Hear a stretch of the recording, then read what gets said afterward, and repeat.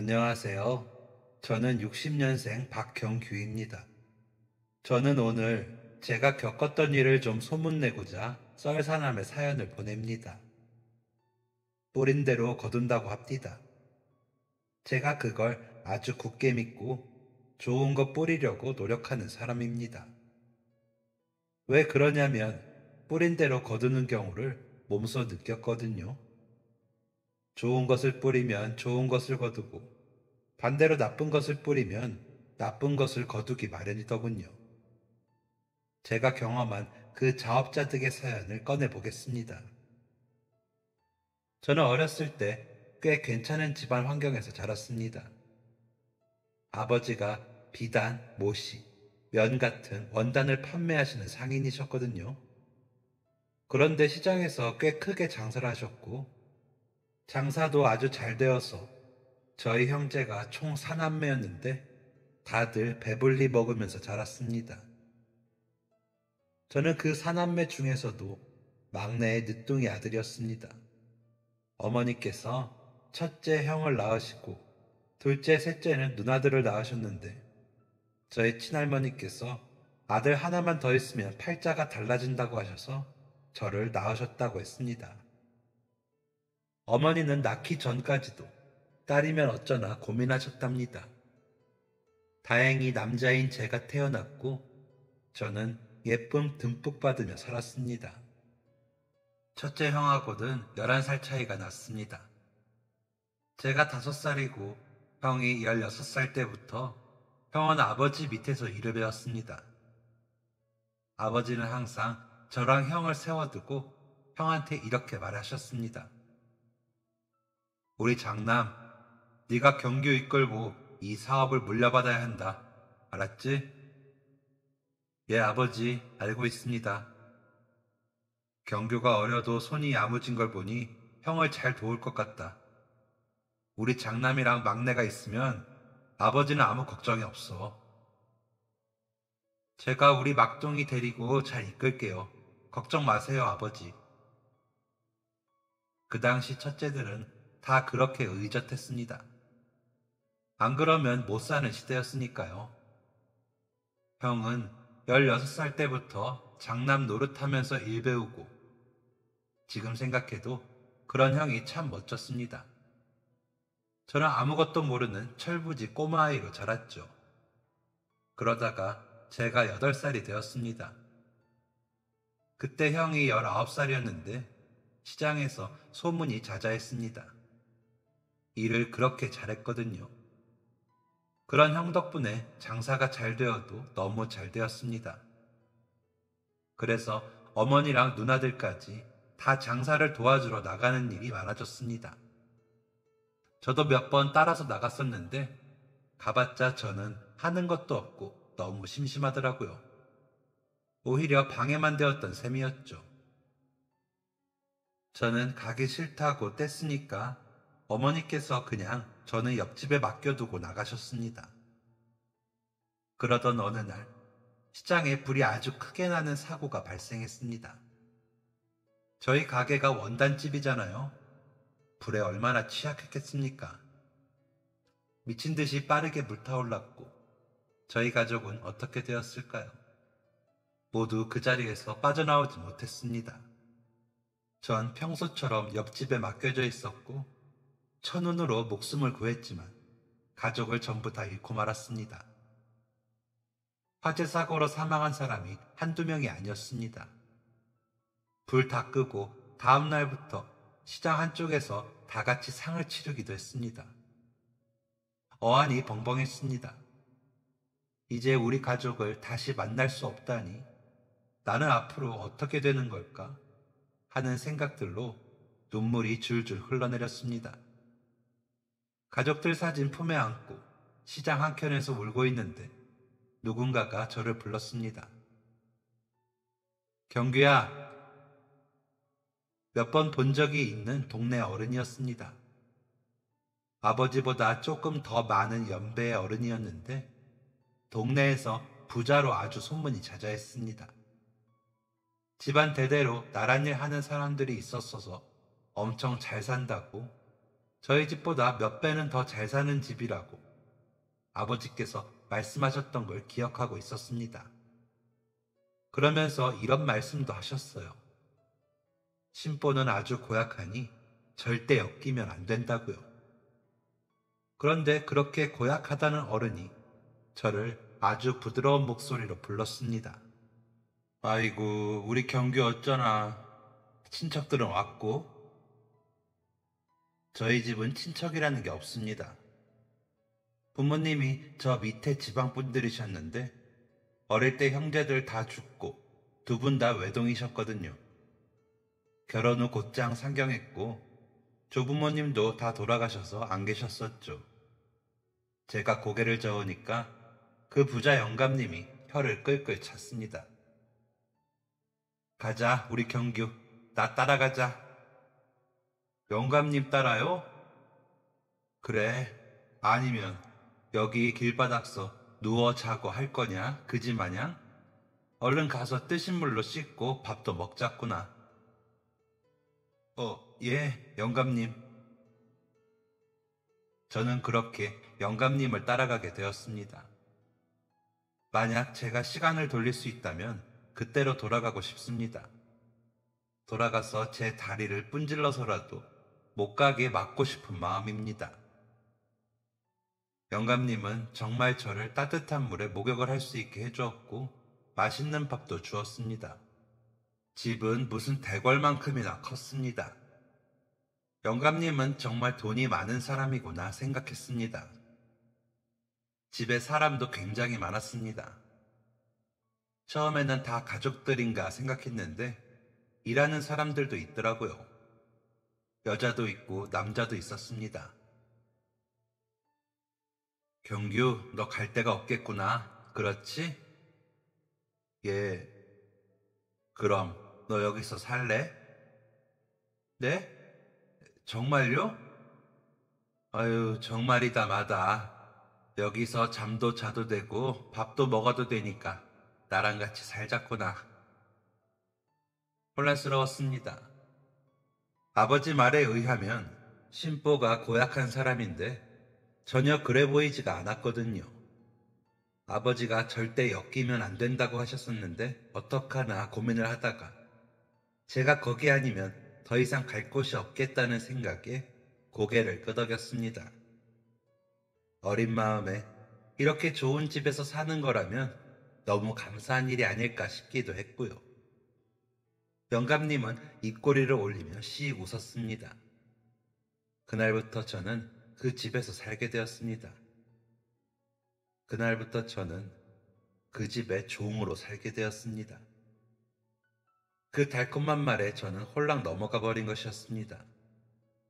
밥을 주긴 줬습니다. 보리만 가득한 밥과 간도 안 된 생김만 던져주었습니다. 첫날 얻어먹었던 호화스러운 밥상은 구경도 하지 못했습니다. 잠도 자기야 잤죠. 하지만 그 대궐 같은 영감님 집 옆으로 하인들이 모여 사는 쪽방이 있더라고요. 정말 코딱지만한 방 한쪽이었습니다. 그 작은 곳에서 성인 남자 둘과 제가 몸을 구겨서 잤습니다. 그런 곳에 보온이 될 리가 있나요? 여름엔 익혀지다시피 더웠고 겨울엔 이러다가 정말 입이 돌아갈 수도 있겠구나 싶게 추웠습니다. 실제로 바로 옆 쪽방인 여자방에서 지내던 한 아주머니는 발가락이 동상에 걸리기도 했을 정도였습니다. 정말 가족들이 미친 듯이 보고 싶었습니다. 어머니가 해주시던 따뜻한 밥, 형과 누나들이 놀아주고 장난쳤던 것, 시장에 가면 환하게 웃으며 반겨주시던 아버지. 지금 내가 왜 이러고 있어야 하는 건지 너무 서러웠습니다. 하지만 그곳을 나가면 저는 정말 길거리에서 살아야 할 것 같았습니다. 가진 게 아무것도 없잖아요. 그래서 그냥 참고 버티는 수밖에 없었습니다. 그런 환경에서 지내면서 제가 그 영감님 집에서 한 것은 그냥 노동이었습니다. 집이 크고 살고 있는 식구들도 많아서 화장실도 2개나 있던 곳이었거든요. 화장실 똥 푸는 게 제 임무였습니다. 잘 먹어서 그런가 싸기는 또 얼마나 싸는지. 그 냄새가 지독해서 콧구멍을 종이로 막고 두건을 두 겹이나 얼굴에 두르고서 일을 했습니다. 또 나이가 어리니까 힘쓰는 건 못하고 아주머니들 도와서 빨래를 했습니다. 뒷마당에서 빨래하고 있으면 그 집에서 하는 영감님 조카인지 뭔지 하는 애들이 와서 한 대씩 치고 가고 엄청 놀렸습니다. 부모도 없는 바보. 아유, 거지 같아. 냄새나. 야, 너 나중에 나 크면 우리 집 하인으로 와라. 너는 그렇게 평생 하인만 해야 돼. 저의 마음을 갉아먹는 그런 말들을 들으면서 일을 했습니다. 그러던 어느 날이었습니다. 빨래하려고 하는데 뭐가 바닥에 떨어지더라고요. 동전이었습니다. 갑자기 가슴이 쿵쾅쿵쾅 뛰었습니다. 주변에 보는 사람도 없었고 저는 얼른 그 동전을 주머니에 넣었습니다. 제가 혹시 도망이라도 갈까봐 저를 절대로 집 밖으로 안 내보냈거든요. 그러니 제가 그 동전을 모은들 어디 쓸 것도 없을 겁니다. 그런데 동전을 보는 순간 이 돈을 모으면 나중에 밖에 나가서 살 수 있지 않을까 하는 생각이 들더라고요. 그때부터 저는 주머니에서 나오는 동전들을 모으기 시작했습니다. 큰 돈들은 아니었습니다. 대개 10원짜리들이었죠. 그러다가 간혹 제 또래의 애들이 깜빡하고 주머니에서 빼지 않은 동전 뭉텅이를 한 번에 발견하기도 했습니다. 동전이 나오는 날보다 안 나오는 날이 더 많았고 중간에 한 번 같이 일하던 형한테 걸려서 다 빼앗기기도 했지만 전 그 집을 탈출하겠다는 염원을 포기하지 않았습니다. 그렇게 10년을 그 집에서 일을 했습니다. 제 나이 18살이 될 때까지.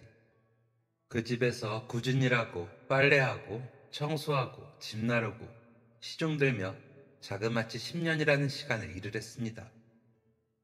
그러던 어느 날 저에게 기회가 찾아왔습니다. 집안 큰어른이 돌아가셔서 우리 다 같이 내려갈 거니까 그동안 집 잘 지키고 있어라. 예, 영감님. 일 대충 하지는 않나. 경규 네가 잘 감시해야 한다. 예, 알겠습니다. 영감님은 저를 아주 신뢰했습니다. 제가 그렇게 되도록 갖은 노력을 했거든요.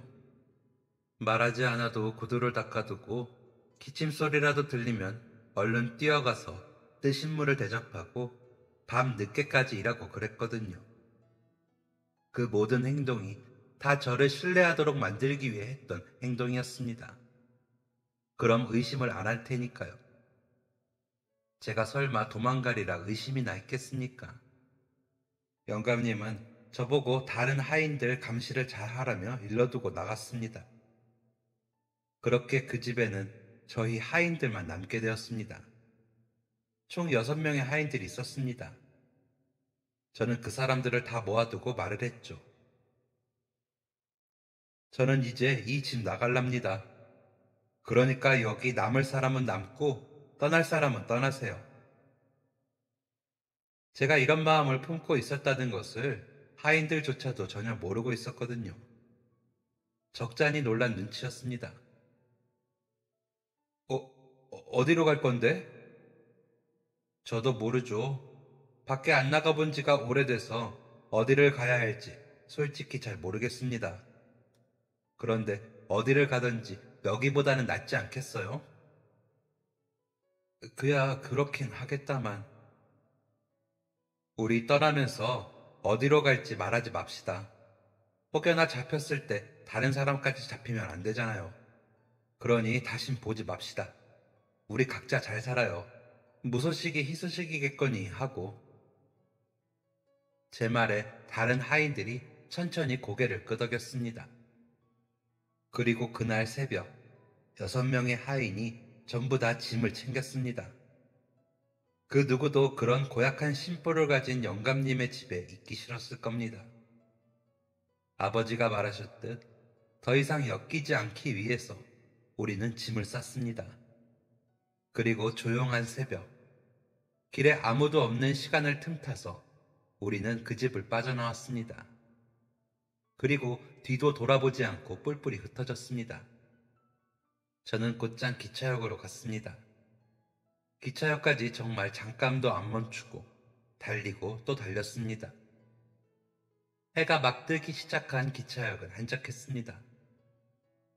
저는 기차역 옆에 외진 곳으로 가서 옷을 갈아입었습니다. 차림새가 누가 봐도 남루한 하인꼴이었거든요. 누가 저를 알아보고 영감님 댁에 얘기라도 하면 큰일이니까 그 집에서 나올 때 챙겨 나온 멀쩡한 옷으로 갈아입고 모자도 썼습니다. 얼굴이 잘 보이지 않게 하기 위해 목도리까지 꽁꽁 둘러맸습니다. 기차역 한켠에 앉아서 매표소가 문을 열기만을 기다렸습니다. 고요한 기차역에 홀로 가만히 앉아있으니까 온갖 생각이 들었습니다. 지난 10년이 천천히 하나씩 떠오르더라고요. 일 제대로 못했다고 영감님한테 벌 받아서 마당에 하루 종일 엎드려 뻗쳐하고 있었던 것. 주방에서 일하는 아주머니가 몰래 고기 가져와서 하인들 다 모여서 허겁지겁 먹어치웠던 것. 동네에 전염병이 돌아서 친하게 지낸 하인 중 하나가 세상을 떠났던 것. 그 모든 생각들이 떠오르면서 눈물이 흘렀습니다. 제가 말은 하인이라고 했지만 대외적으로 영감님은 오갈 곳 없는 아이들을 데려다가 키우는 사람이었습니다. 그저 하인처럼 일을 많이 시켰을 뿐이었죠. 내가 꼭 잘 살아가야겠다는 생각도 들었습니다. 진짜 성실하고 착하게 살았던 우리 가족들 목까지 내가 잘 살리라 다짐했습니다. 악몽 같았던 10년은 이제 그만 지워버리고 이제 나는 진짜 내 인생을 살아가야겠구나 생각했습니다. 기차역에 해가 거의 다 드리워질 때쯤부터 사람이 몰리기 시작했고 매표소가 열렸습니다. 글도 몰랐던 저는 영감님 몰래 방에서 글 공부를 혼자 했습니다. 하인 아주머니 중에 글 아는 분이 계셔서 도움을 받기도 했고요. 저는 서울로 가기로 했습니다. 거긴 사람이 하도 많으니 저를 절대 못 찾을 거라 생각했거든요. 괜히 긴장해서 말까지 더듬으며 표를 구매했고 기차에 몸을 실을 수 있었습니다. 그동안 빨래에서 나온 동전들을 모은 게 기차표 사고도 좀 남더군요. 창밖으로 빠르게 지나가는 풍경들을 보며 저의 하인 신분도 깨끗하게 지워지길 바랐습니다. 그렇게 저의 새 인생은 시작되었습니다. 서울에 올라가니 정말 사람이 말도 안 되게 많았습니다. 그렇게 사람이 많은 것은 본 적도 없었습니다. 어릴 때 명절에 시장에 가면 사람이 정말 많았는데 그거 딱 2배로 사람이 많았습니다. 이 사람들은 다 어디서 흘러나온 걸까 하는 감탄과 신기함이 섞인 마음이 들었습니다. 그리고 또 서울은 무진장 추웠습니다. 외투 같은 거 챙겨올 생각도 못했고 그런 거 살 돈도 없었습니다. 기차표 사고 나니 돈이 조금밖에 남지 않았었거든요. 밥 한 끼 사 먹기도 아까운 돈이었죠. 사람이 너무 많으니까 정신이 없어서 어디로 가야 할지 판단이 안 섰습니다. 일단 역을 빠져나가자고 마음먹고 일단 나와서 사람 없는 한적한 곳을 찾아다녔습니다. 서울은 참 집도 많고 뭐가 다 많더라고요. 너무 신기했습니다. 제가 영감님 신뢰를 받게 되면서 종종 밖에 나가기도 했습니다. 되게 뭐 심부름 같은 거였죠. 뭐 사와라 하면 네 하고 가서 사오고 그런 거요. 사실 그때도 도망칠까 고민 많이 했지만 그럼 제가 도망쳤다는 걸 바로 알게 되고 바로 잡으러 올 수도 있잖아요. 그래서 안 도망쳤거든요. 그때 나가서 평소에 자주 못 나가는 동네 구경도 좀 하고 사람 사는 모습도 보고 했습니다. 그래봤자 한 달에 1~2번이었지만요. 아무튼 그랬는데도 밖이 참 낯설더라고요. 아마 서울이라서 더 그랬던 것 같습니다. 신기한 서울의 모습이 걷고 또 걷다 보니까 어느새 어둑어둑해지기 시작했습니다. 그제서야 배도 좀 고프더라고요. 이젠 뭐라도 먹어야겠다 싶었습니다. 주머니에는 하루에 한 끼 먹는다고 가정했을 때 3일은 버틸 만한 돈이 들어있었습니다. 제가 그때 들어섰던 길이 죄다 주택만 있던 골목길이었습니다. 날은 어두워지는데 길은 모르겠고 이걸 어쩌나 싶어서 일단 다시 역을 찾아서 걷기 시작했습니다. 그런데 가는 길에 저는 큰 봉변을 당하고 맙니다. 골목골목을 헤치며 역을 찾던 중이었습니다. 도저히 어딘지를 모르겠더라고요. 해는 이미 다 졌고 어디 들어갈 곳도 없고 해서 사람이 나타나기만을 기다렸습니다. 그러던 중 골목에서 30대 중반의 남자 2명을 만나게 되었습니다. 죄송한데 역으로 가려면 어떻게 가야 할까요? 제가 사투리를 쓰니까 웃겼나 봅니다. 남자 둘이 막 웃더라고요. 서울 처음 와보니? 네, 오늘 왔는데요. 따라와, 형들이 알려줄게. 두 남자는 낄낄 웃으면서 저를 안내했습니다.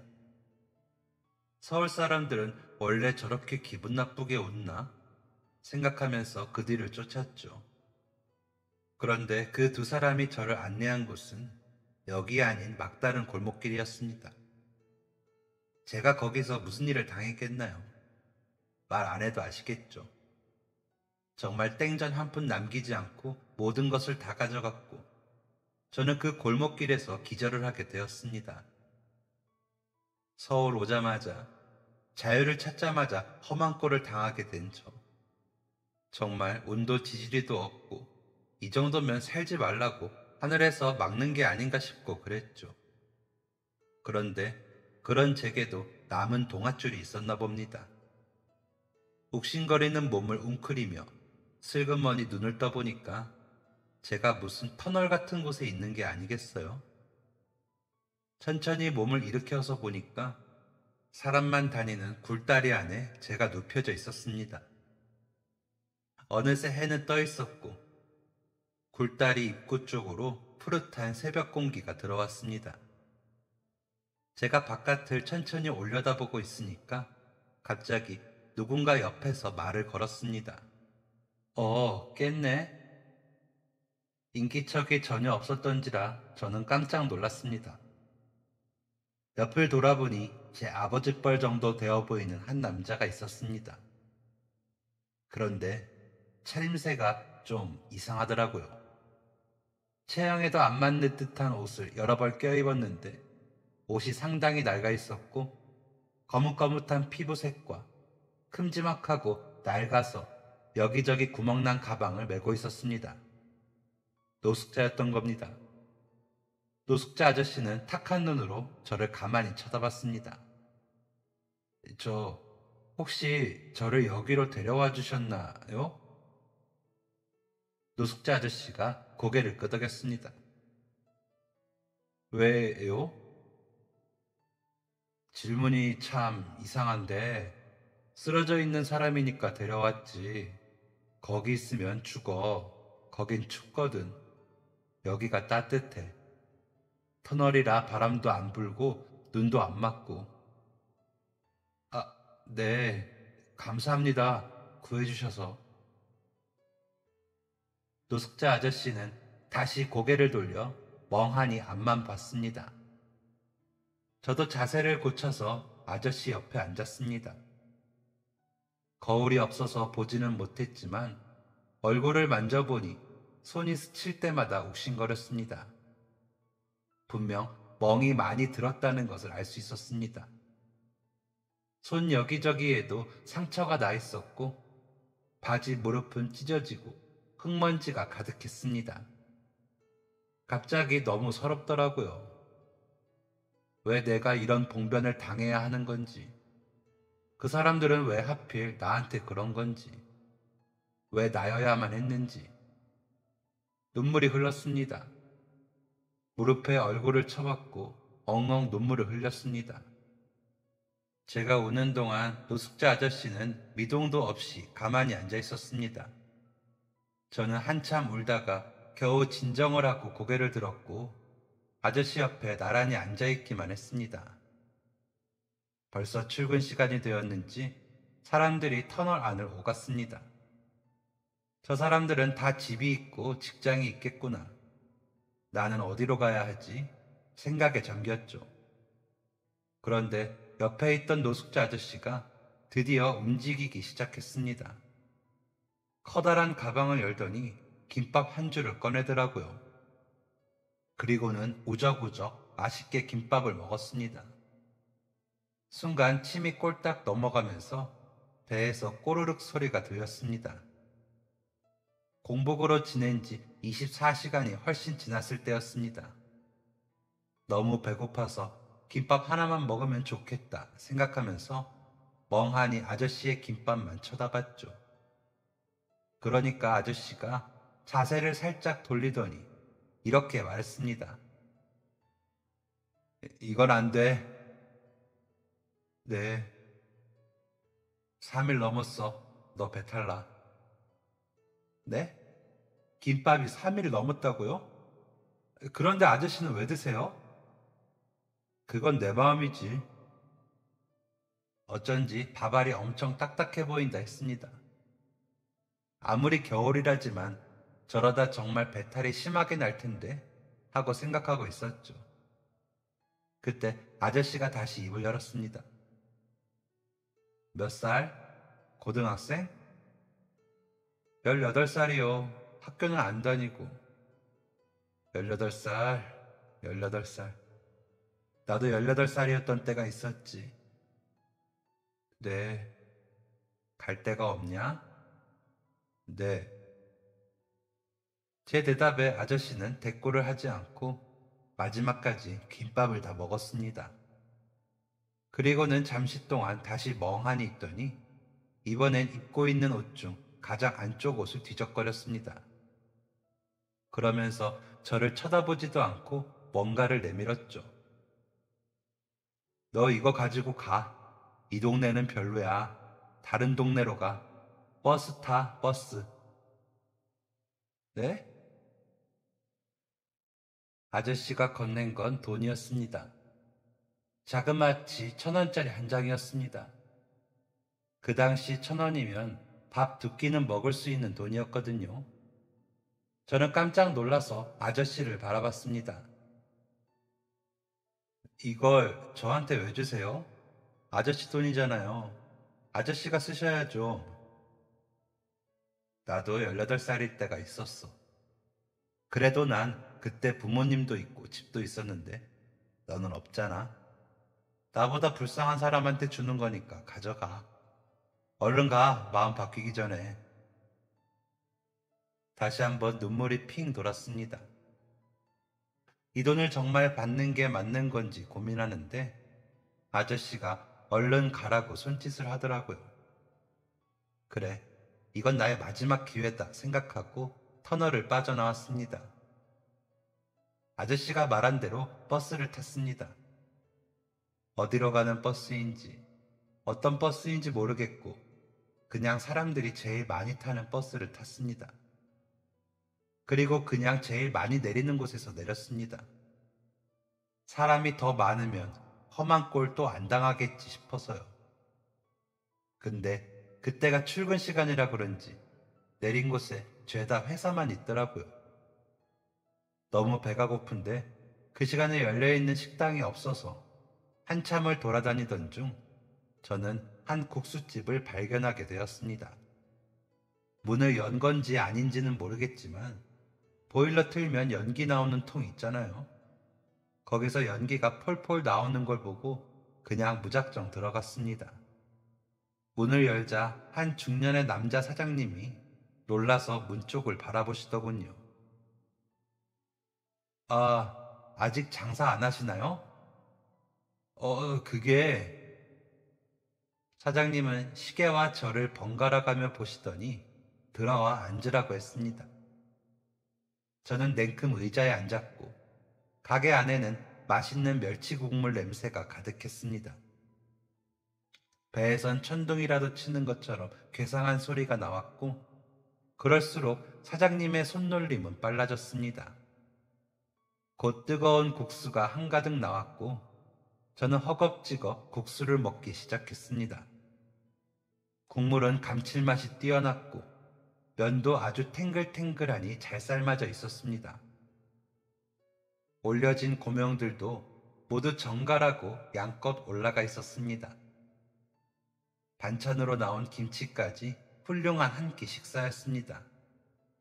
커다란 국수 한 그릇을 5분 만에 다 해치워 버렸습니다. 마지막 남은 면발까지 먹고 나니까 문득 그런 생각이 들더라고요. 나는 이제 어디로 가야 하나 하는 고민이요. 갈 곳이 아무 데도 없었습니다. 돈도 없고 다시 영감님 집으로 돌아가는 건 말도 안 되는 거고, 이대로 노숙자가 되는 건가 정말 막막했죠. 그래서 일단 이 가게에서 최대한 천천히 나가자고 생각했습니다. 밖은 너무 추웠으니까요. 그래서 남은 국수 국물들을 아주 천천히 숟가락으로 떠먹었습니다. 가게 안에 뭐가 있나 눈알 굴려서 구경도 하고, 숟가락으로 얼굴 비춰보면서 머리카락 정돈도 하고, 그렇게 1시간을 넘게 있었습니다. 사장님도 엄청 이상하셨겠죠. 웬 젊은 남자애가 와서 5분 만에 국수를 다 먹어치우고선 나가질 않으니까요. 사장님이 가게 한쪽에서 라디오를 듣고 계시다가 슬그머니 제 맞은편에 와서 앉으셨습니다. 학생, 무슨 일 있어요? 사장님이 제게 따뜻한 녹차를 한 잔 주셨습니다. 녹차를 한 모금 먹으니까 갑자기 마법이라도 걸린 것처럼 제 이야기가 술술 나오더라고요. 그날 저는 생전 처음 보는 사람인 국수집 사장님에게 제 18년의 이야기를 들려드렸습니다. 사장님은 제 얘기를 듣는 내내 안타까워해 주시기도 화를 내주시기도 했습니다. 아니, 세상에 그렇게 나쁜 사람이 다 있대요?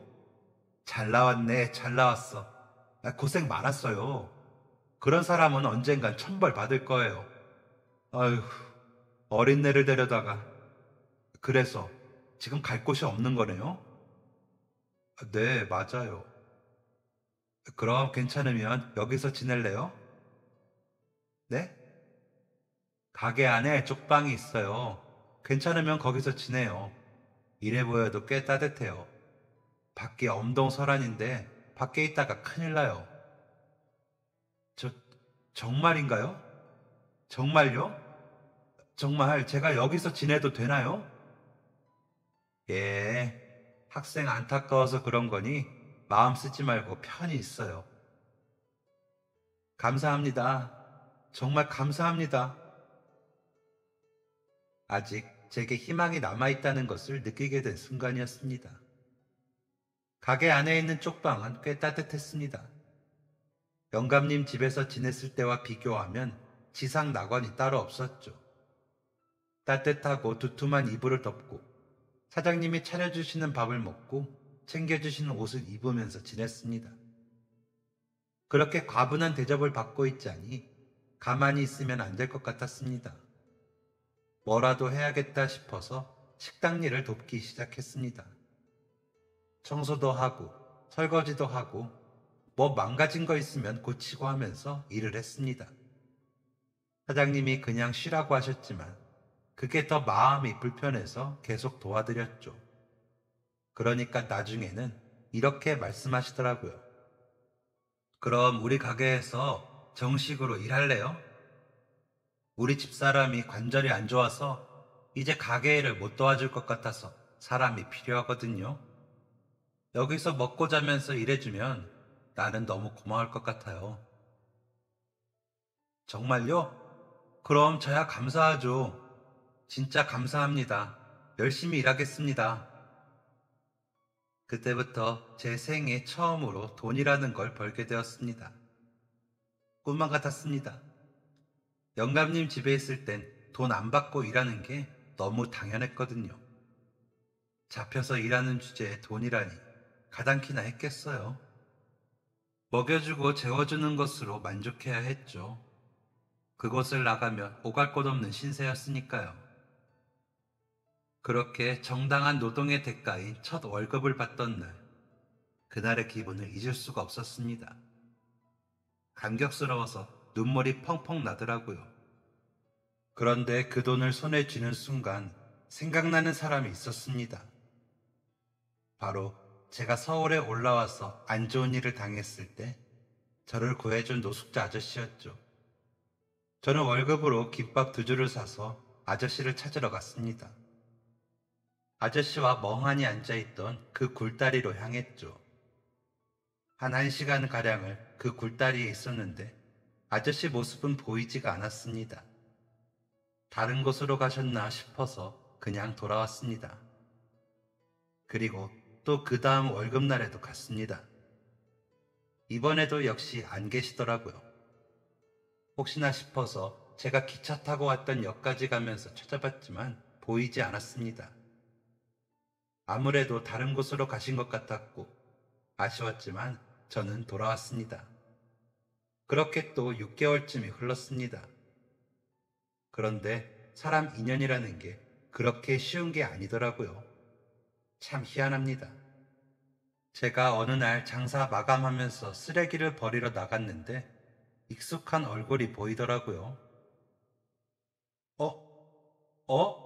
아저씨! 바로 그 노숙자 아저씨였습니다. 그렇게 찾아도 안 보이더니 저희 가게 앞에서 딱 마주친 거죠.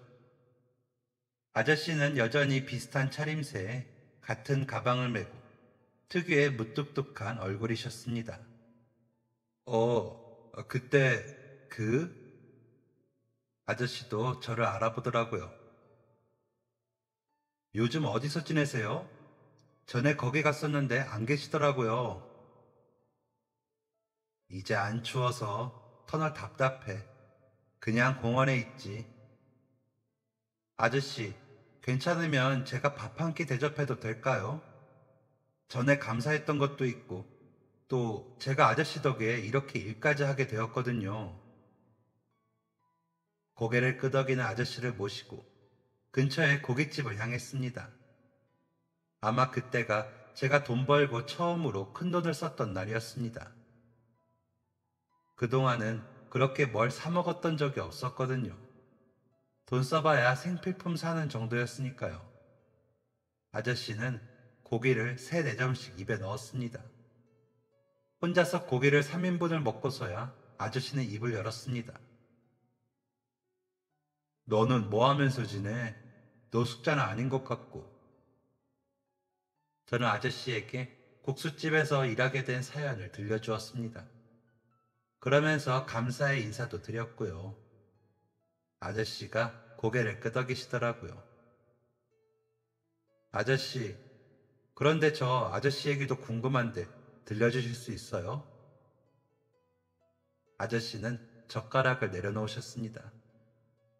그리곤 잔에 담긴 소주를 쭉 들이켰습니다. 그리고 아저씨의 얘기가 시작되었습니다. 아저씨는 사실 선생님이셨답니다. 고등학교에서 학생을 가르치셨다고 하시더라고요. 힘든 시절 같이 공부를 하던 아내분과 결혼을 해서 슬하에 따님도 한 명이 있었답니다. 정말 행복하셨대요. 학교에서 아이들을 가르치는 일도 보람차고 가족 모두 건강하고요.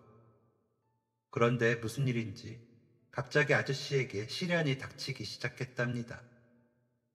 아저씨는 고등학생 때 부모님을 다 여의셔서 장모님과 장인어른을 아주 지극정성으로 모셨다고 하더라고요.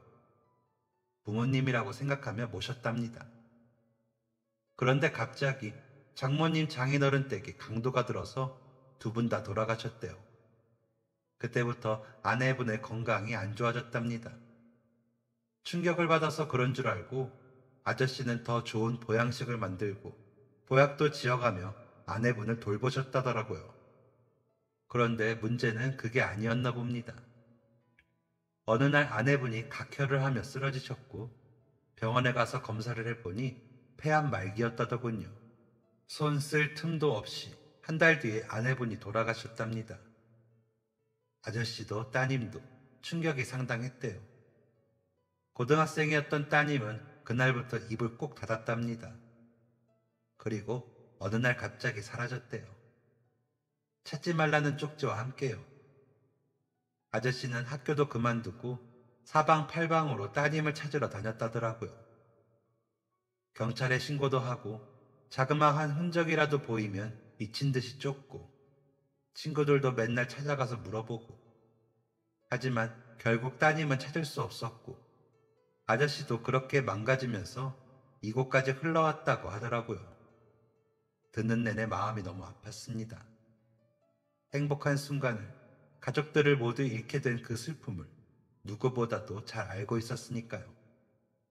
저는 아저씨가 다시 행복해졌으면 했습니다. 아저씨 덕에 제가 사람 구실을 하는데 그 정도 응원과 용기는 줄 수 있잖아요. 아저씨, 다시 일어설 수 있어요. 저 좀 보세요. 10년 동안 노예처럼 살았는데 지금은 월급 받으면서 일하고 있잖아요. 그러니까 아저씨도 다시 힘내보세요. 아저씨는 고개를 저었습니다. 내가 이렇게 산 지 벌써 2년이 넘었어. 나는 이제 머리도 다 굳었고 말도 안 해버릇하니까 못하게 되었고 무엇보다 낚시 없어. 무슨 재미로 사는가? 죽을 용기가 없어서 사는 거야 난. 오늘 식사 고맙네. 그럼 이만. 아저씨는 모든 것을 다 해탈한 표정으로 멀어져 갔습니다. 하지만 저는 왜인지 포기하고 싶지 않았습니다. 저를 다시 살게 해준 아저씨에게 도움을 주고 싶은 마음이 가득했습니다.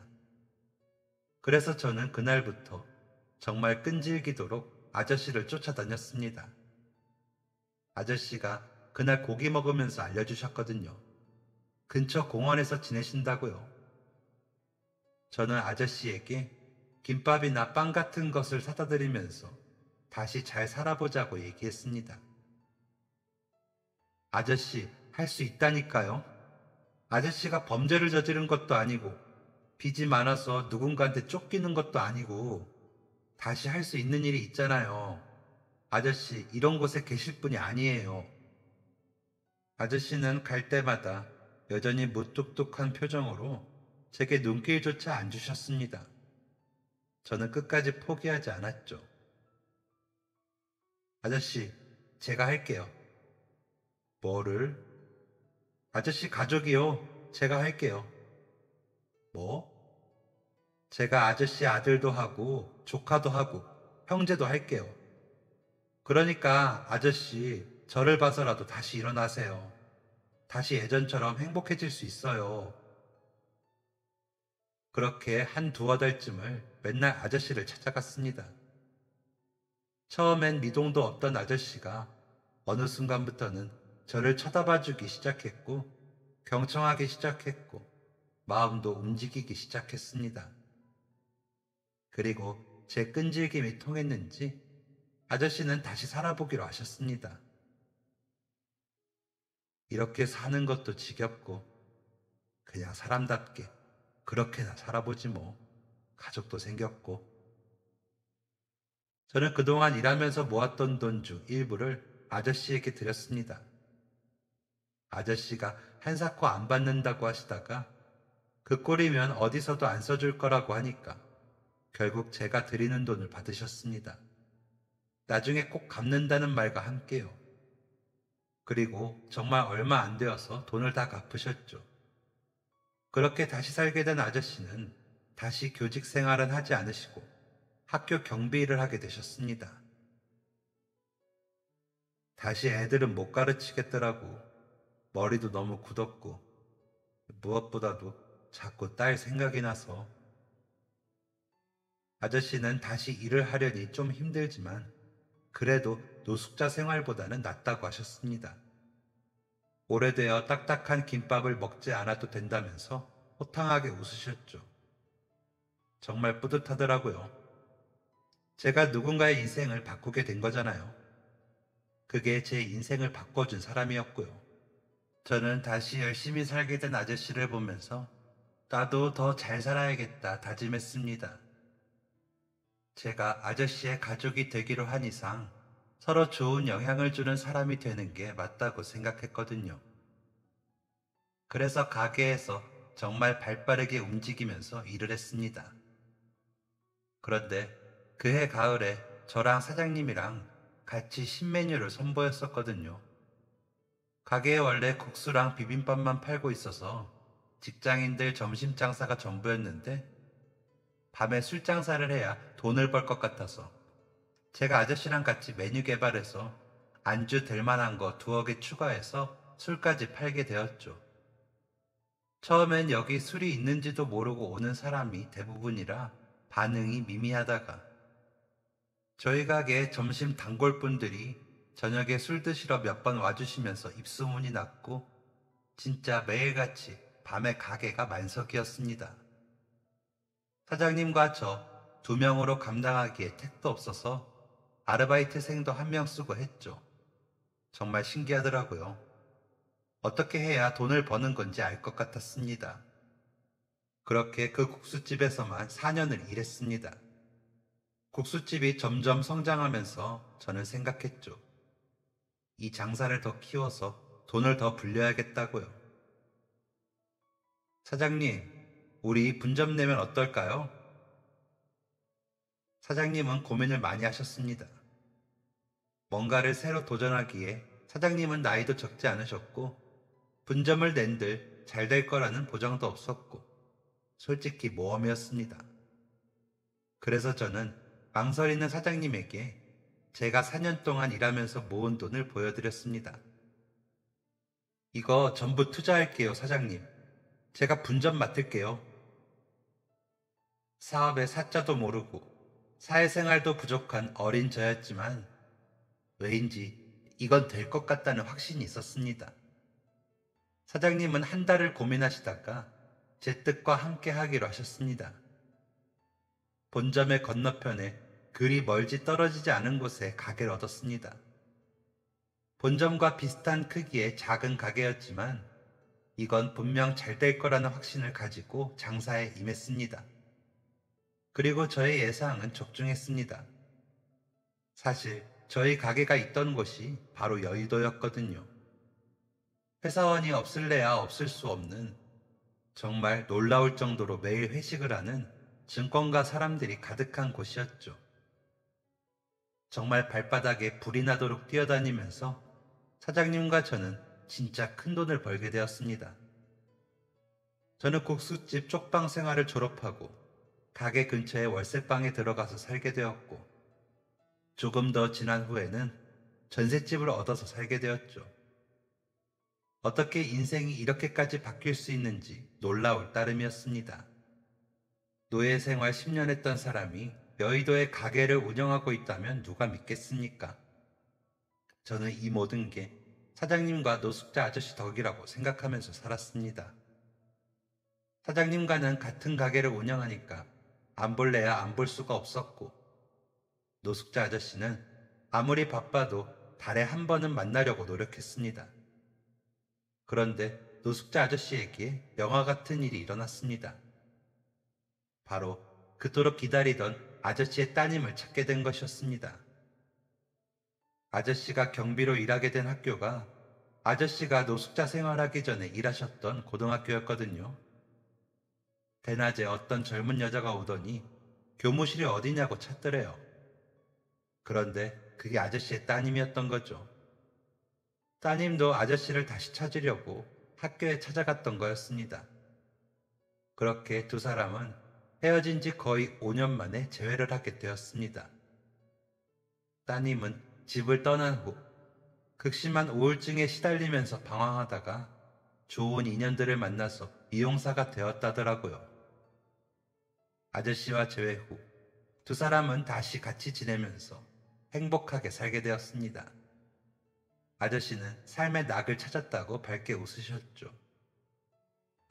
제가 일하다가 겪은 또 신기한 일이 있었습니다. 가게 한창 바쁜 시간에 열심히 일하고 있는데 누군가 저의 어깨를 툭툭 치더라고요. 경규? 네? 누구? 형이 여기 왜 있어요? 제가 누굴 만났는지 아세요? 바로 저랑 같이 영감님 집에서 일했던 저보다 5살 많던 형을 만났습니다. 제가 도망쳤던 바로 그날까지 같이 일했던 형이었죠. 너무 놀라서 말이 안 나오고 둘 다 눈물만 나왔습니다. 솔직히 그동안 다들 어디서 뭐하고 사는지 궁금했거든요. 형이 그때 영감님 집에 어떻게 들어가게 됐냐면 진짜 영감이란 사람 정말 나쁩니다. 형 가정 형편이 많이 안 좋았거든요. 형의 아버지가 영감님한테 돈을 조금 빌렸는데 약속한 날도 안 되었는데 갚으라고 난리를 치다가 결국 형을 잡아들인 거였습니다. 형이 그 집에서 2년을 일을 했고 도망친 그날에 형은 가족들에게 갔대요. 그리고 다시 잡힐까봐 가족들도 다 같이 그곳을 떠났답니다. 친척이 있는 서울로 올라오게 되었고 형은 공부해서 회사에 취직까지 하게 되었다고 했습니다. 잘 살아있다는 것만으로도 너무 다행인데 이렇게 각자 할 일 열심히 하면서 진짜 사람답게 사는 게 너무 벅찼습니다. 형, 정말 다행이에요. 정말 다행이야. 그런데 말이야. 내가 소식을 좀 들었거든. 무슨 소식이요? 그 영감 말이야. 그 동네에 우리 사촌 형네가 살고 있어서 우연히 듣게 되었는데 참 가관이더라고. 왜요? 또 무슨 짓을 벌였대요? 말도 마. 우리 다 떠나고 나서 동네에 없는 집만 골라서 돈 줄 테니까 일하래 보내라고 성화했더라고. 역시 개벌은 난 못 주네요. 그런데 이게 끝이 아니야. 우리 도망치고 1년쯤 지나서인가 그 집에 불이 크게 났대. 누가 불을 낸 건지 사고인지는 모르겠지만 새벽에 소리도 없이 불이 크게 나면서 그 집 식구들이 다 죽었다더라고. 순간 머릿속에 인과응보라는 말이 떠올랐습니다. 그렇게 고약한 심보로 사람을 물건 취급하면서 하대했으니 뿌린 대로 거둔 거 아니겠어요. 아무튼 그렇게 저는 과거의 모든 기억을 떨쳐버리고 열심히만 살았습니다. 그리 살면서 증권가에서 저만큼이나 열심히 일하는 한 여자를 만나게 되었고 제 인생에 과분하게도 결혼이라는 걸 하게 되었습니다. 배운 것도 많고 집안도 좋은 그녀가 왜 저를 선택했는지 처음엔 이유를 당초에 모르겠어서 의심스럽기까지 하더라고요. 그런데 그녀가 그러는 겁니다. 저는 뭐든지 할 수 있을 것 같대요. 그만큼 눈이 반짝이는 사람이라고 좋다고 했습니다. 결혼 직전에는 아내 집안 사람들이 저를 싫어하면 어쩌나 걱정을 많이 했는데 장모님과 장인어른 두 분 다 따뜻하고 좋은 분들이셨고 처제도 아내만큼이나 야무지고 성격이 참 좋은 사람이었습니다. 사장님도 아저씨와 아저씨 따님도 초대한 결혼식을 올리고 그해 12월에 저는 아들까지 낳게 되었습니다. 이듬해 딸까지 갖게 되었고요. 그때 세상을 떠난 가족 생각이 많이 났습니다. 어릴 적 가족들은 하나도 남아있지 않지만 제 힘으로 두 번째 가족들을 꾸린 기분이었죠. 진짜 행복하고 자랑스럽고 가족들을 위해서라면 하늘의 별도 달도 따질 수 있을 만큼 좋았습니다. 애들 태어나고 좀 자랐을 때 가게 확장 이전하게 되었고 말할 것도 없이 잘 되었고 지금까지도 운영하고 있습니다. 본점 하시던 사장님은 본점이 너무 노후돼서 아예 가게를 정리하시고 지금은 쉬고 계시죠. 제가 한 번씩 찾아뵙고 인사드리는데 사모님하고 같이 여기저기 여행도 다니시고 정말 좋아 보입니다. 저도 나중에 그렇게 되고 싶을 정도로요. 노숙자였던 아저씨는 벌써 연세가 거의 80이 되셨는데도 엄청 정정하십니다.